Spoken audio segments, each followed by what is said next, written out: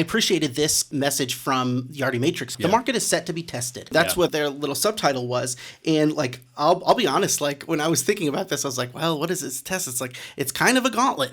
It's a test where even the people that pass the test, they're not going to come out of this unscathed. So like we're all going to get beaten up a little bit if the economy goes down, and it's not going to be great. But we were talking about this beforehand. I think it does largely depend on where in the investment cycle you are and what kind of stage your company or your investments are in, and it also depends so much on the economy now. And that was where I kind of thought like, wow, as supply, we was reading their write up here, is as supply wanes, man, all these demand drivers just become all the more relevant, and that's kind of what they wrote here. Is regionally, the top markets are the Northeast and Midwest, but across the country, there's just going to be those challenges that present themselves.